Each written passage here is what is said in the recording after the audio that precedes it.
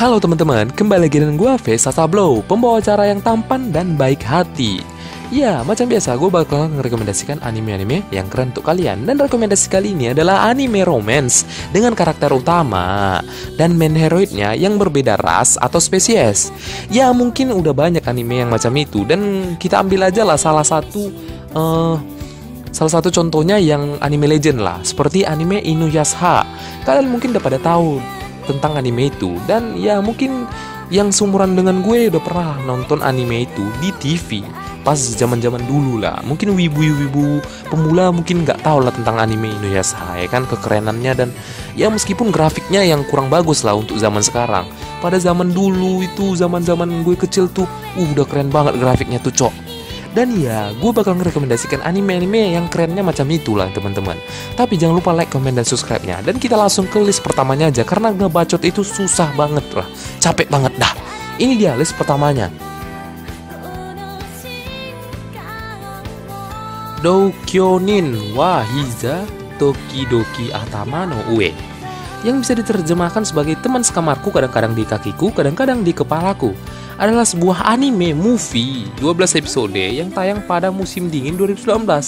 Anime series bergenre slice of life ini menceritakan tentang seorang pria dan kucing peliharaannya.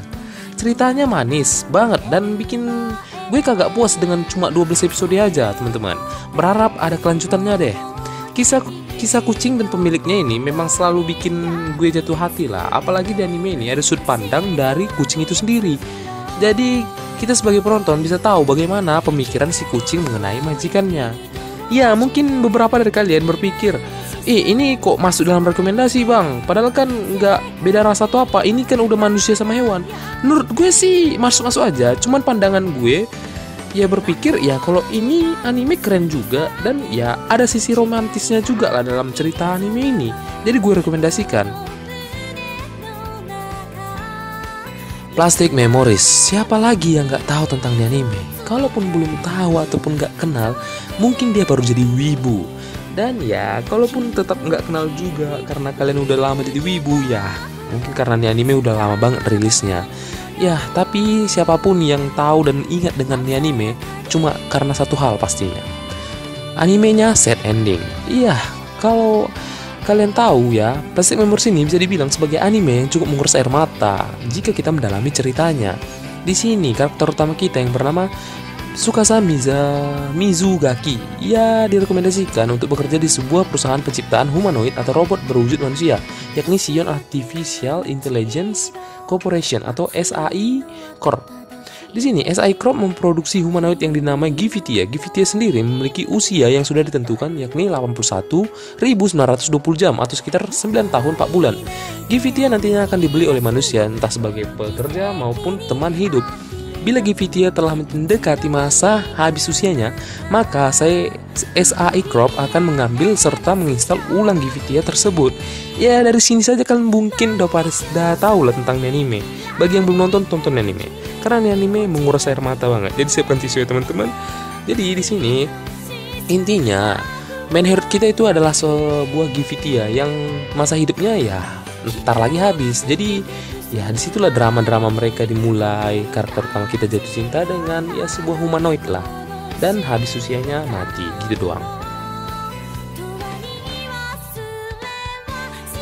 Sankarea. Ya, anime ini berkisah tentang Furuya Chihiro, seorang cowok yang amat sangat menyukai hal-hal yang berbau mistis.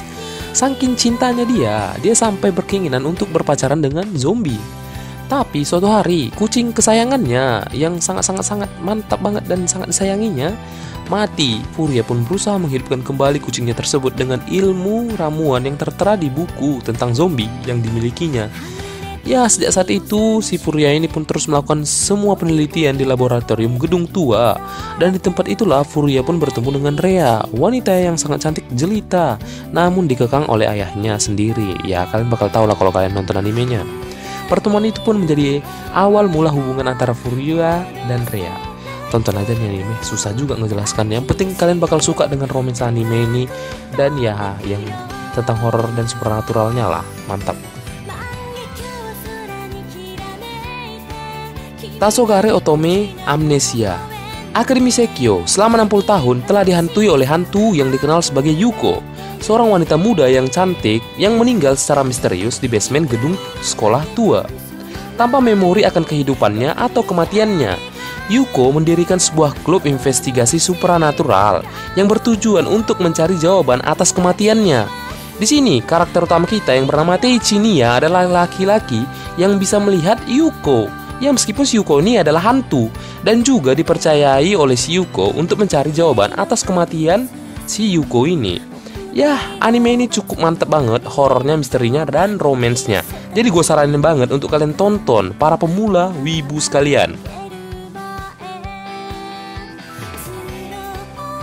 Monster Musume no Iru Nichijou. Ya, ketika Kurusu Kimihito dilantik sebagai relawan program pertukaran budaya antara spesies, kehidupannya pun berubah. Gadis Lamia, manusia setengah hewan yang menyerupai ular bernama Mia, datang untuk tinggal bersamanya. Kurusu ditugaskan untuk merawatnya. Semenjak itu, si Kurusu ini pun sering berurusan dengan gadis-gadis monster dari berbagai spesies lainnya. Ya, mungkin para hentong wibu lover sekalian yang menyukai genre ecchi atau penggila genre ecchi udah tau lah nontonnya anime, bahkan udah pernah nonton, dan ya gue paham kok, fetis kalian gue paham. Tonton aja terus.